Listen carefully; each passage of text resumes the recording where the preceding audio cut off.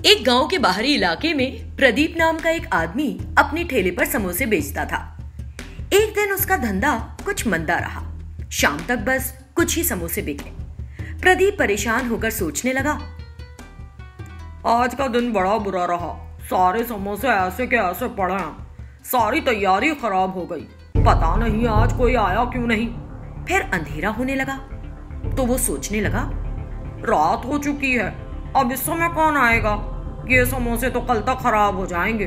प्रदीप ने बड़े दुख के साथ सड़क के किनारे सभी समोसे फेंक दिए और घर चला गया। अगले दिन वो फिर उसी जगह अपना धंधा करने आया, लेकिन रात में फेंके समोसे का एक टुकड़ा भी नहीं दिखा। उसने सोचा कि शायद कोई कुत्ता उन्हें चट कर गया। फिर उसने अपना ठेला लगाया। उस दिन बहुत ग्राहक आए और उसके सारे समोसे बिक गए। जब प्रदीप खुशी खुशी पैसे गिन रहा था तो अचानक, ओ भैया, कुछ समोसे बचे या सारे के सारे बिक गए? प्रदीप चुड़ैल को देखकर घबरा गया। चुड़ैल, तुम सड़क पर इस तरह अकेली घूम रही हो? मुझे किससे डरना चाहिए? तुमसे? प्रदीप की हालत खराब हो गई। बाय द वे, कल रात यहाँ बहुत सारे समोसे पड़े थे, एकदम यमी। मैंने सारे खा लिए, लेकिन आज एक भी नहीं। ओह, तो वो समोसे आपने खा लिए थे? मैंने खाए थे। आज भी खाना है। चुपचाप निकालो समोसे, नहीं तो जान से मार डालूंगी। आज तो बचे नहीं। समोसा चाहिए तो कल आना, मैं आपके लिए स्पेशल समोसे तैयार करूंगा। डोंट माइंड, लेकिन कल किसने देखा है? अभी निकालो। चुड़ैल ने प्रदीप का हाथ कसकर पकड़ लिया। प्रदीप की जान गले में अटक गई। नहीं नहीं नहीं, मुझे छोड़ दो। अगर तुम्हें समोसा चाहिए तो तुम मेरे घर आ जाओ, मैं बना कर दूंगा। यहाँ समोसा करने के लिए चीजें कहाँ हैं? ओके, चलो फिर। चुड़ैल प्रदीप के साथ उसके घर चली गई। फिर प्रदीप ने तभी के तभी समोसे बनाए और चुड़ैल को परोसे। चुड़ैल ने बड़े मजे से खाए और फिर खाकर गायब हो गई। फिर चुड़ैल हर दिन प्रदीप के घर आकर समोसे खाने लगी। एक दिन जब वो प्रदीप के घर पहुंची तो प्रदीप काफी परेशान था। समोसे कहाँ हैं? अगर तुम रोज रोज मेरे घर आकर इस तरह सारे समोसे खा लोगी तो मैं कमाऊंगा कैसे? कमाऊंगा नहीं तो समोसे बनेंगे कैसे? चीजें लाने के लिए पैसे चाहिए ना। मेरा धंधा चौपट हो चुका है, मुझे माफ कर दो, चली जाओ यहाँ से। प्रदीप को परेशान देखकर चुड़ैल सोचने लगी, ओह माय गॉड, इसमें रोने की क्या बात है? चुड़ैल ने फौरन एक पूरी गठरी पैसे अपने हाथ पर बनाए। प्रदीप तो हैरान रह गया। ओ मेरी माँ, इतना सारा पैसा! क्या तुम जादू जानती हो? बहुत टैलेंटेड हूँ। तुम चिंता मत करो, मेरे पास पूरा प्लान तैयार है। अगर तुम रोज समोसे बनाकर मुझे खिलाते हो तो बदले में मैं तुम्हें पैसे दूंगी। समोसे खिलाओ, पैसा कमाओ। प्रदीप एकदम राजी हो गया। तब से चुड़ैल हर दिन समोसे खाकर प्रदीप को ढेर सारा पैसा देती और फिर गायब हो जाती। उस चुड़ैल द्वारा दिए गए पैसे से प्रदीप एक अमीर आदमी बन गया और ऐश से रहने लगा। एक बार लक्कवर गांव में एक ग्राम प्रधान कन्हैया रहता था। वो एक दुष्ट व्यक्ति था। वो ग्रामीणों पर कई प्रकार के कर लगाकर उन पर अत्याचार करता था। क्योंकि कन्हैया का साला रतन सेना का जनरल था, उसकी अवैध गतिविधियों की कोई सीमा नहीं थी। सुभाष नाम के एक युवा लड़के ने गुरुकुल में अपनी पढ़ाई पूरी की और गांव वापस आ गया।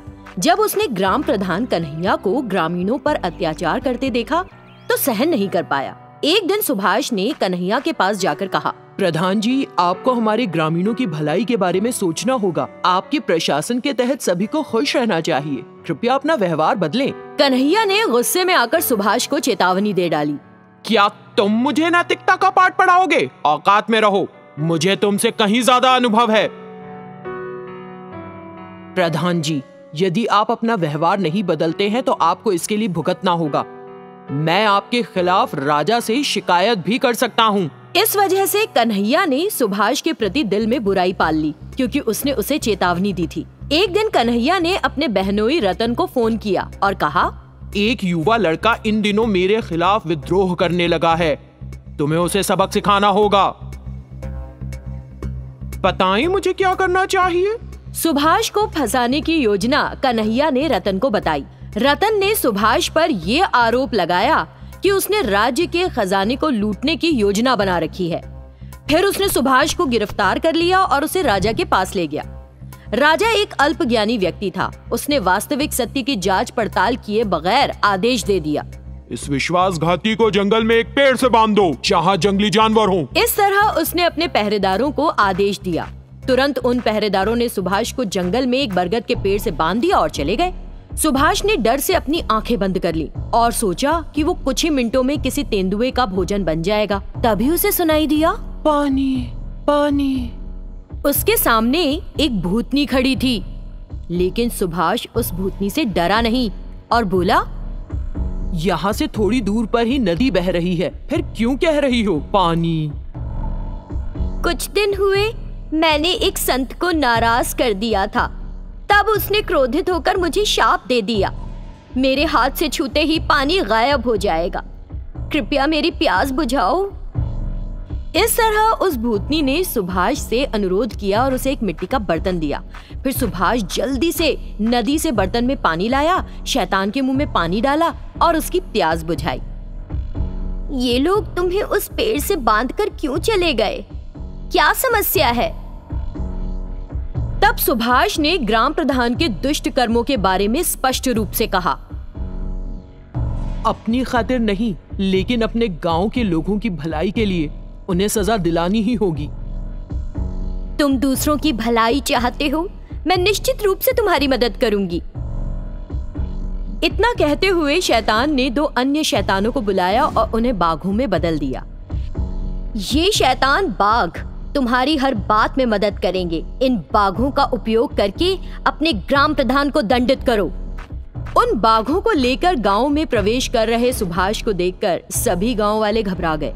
जैसे ही सुभाष की नजर उन बाघों पर पड़ी, वे बाघ 2 खूबसूरत लड़कियों में बदल गए।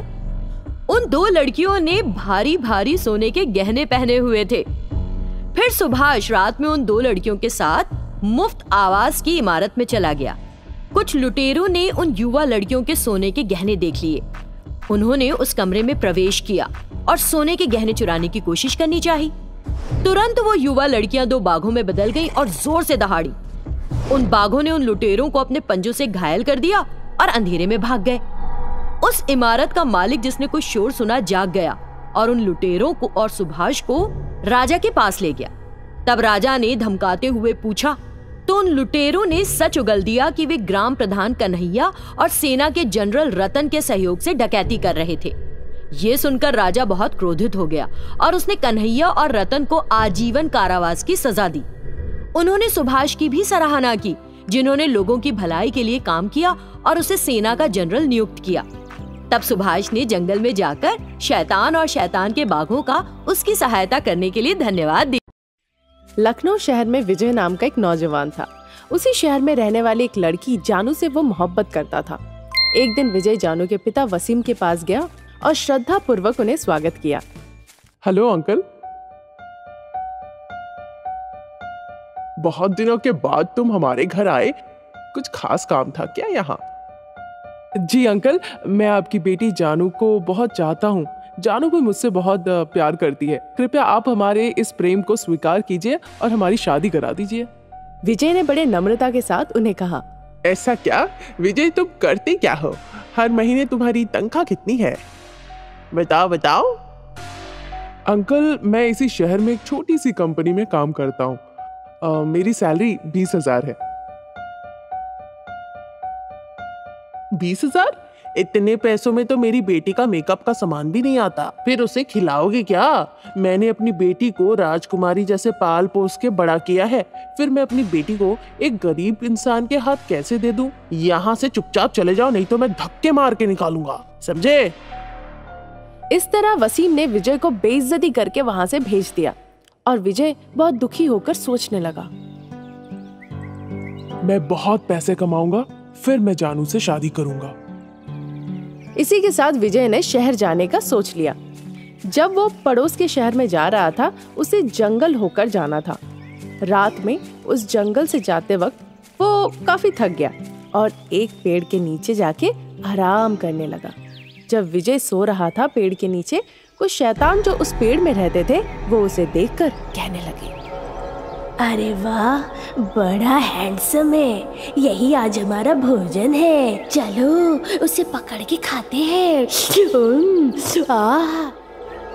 विजय उनकी ये बात सुनकर डर गया और सोचने लगा, हे भगवान, मेरी किस्मत ऐसी क्यों है? मैंने अपनी प्रेमिका को खो दिया। क्या मैं अपनी जिंदगी भी खो दूंगा इन शैतानों की वजह से? अब नाना, मुझे अच्छे से सोचना पड़ेगा और इनके चुंगल से निकलना पड़ेगा। फिर काफी देर सोचने के बाद विजय को एक तरकीब आई। तुरंत वो उठ के बैठ गया और ऐसा भाव करने लगा, जयकाल जगतकाली ओम क्लीम स्वाहा।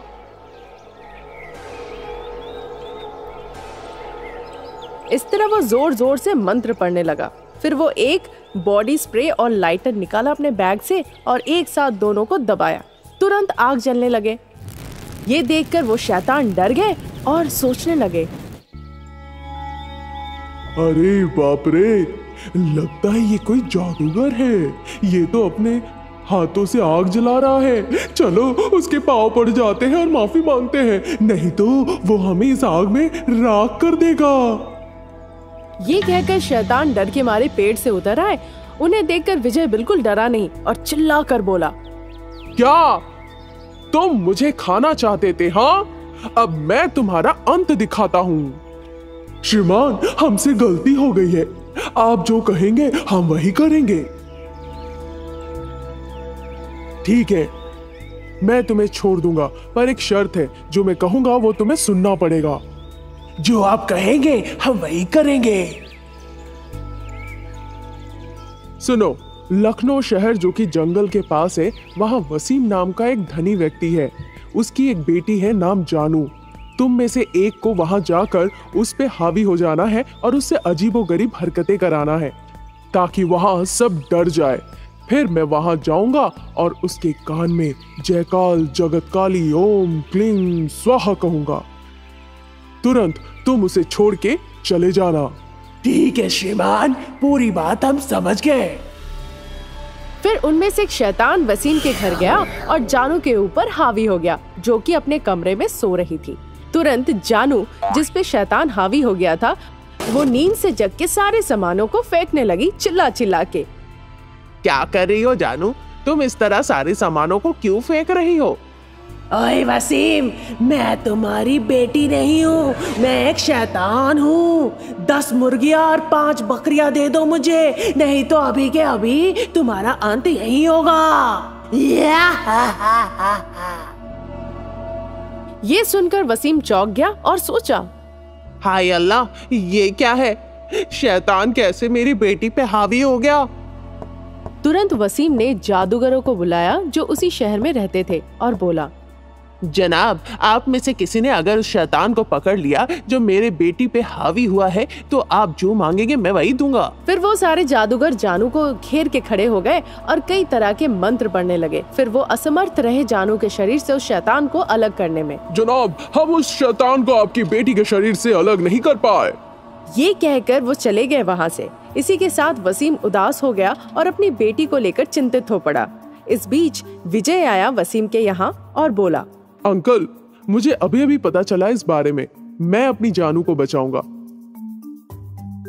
क्या तुम वो कर सकते हो जो वो जाने माने जादूगर नहीं कर पाए?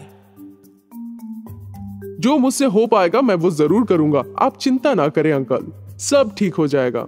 विजय जानू के कमरे में गया, जो कि अपने बिस्तर पे बैठी थी, और उसके कान में जाके बोला, जयकाल जगतकाली ओम क्लीं स्वाहा। तुरंत वो शैतान जानू को छोड़ के उड़ गया और जानू पहले जैसी हो गई। विजय और जानू की निकाह हो गई। फिर